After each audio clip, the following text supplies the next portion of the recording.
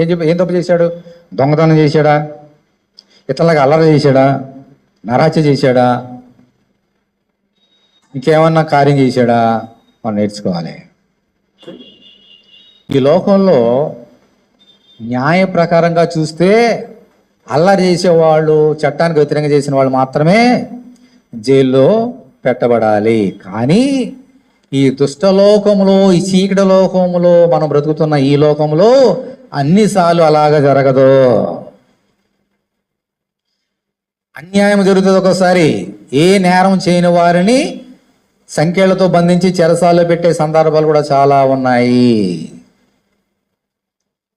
ఈ ఎపఫ్రా ఏ దొంగతనం చేయలేదు.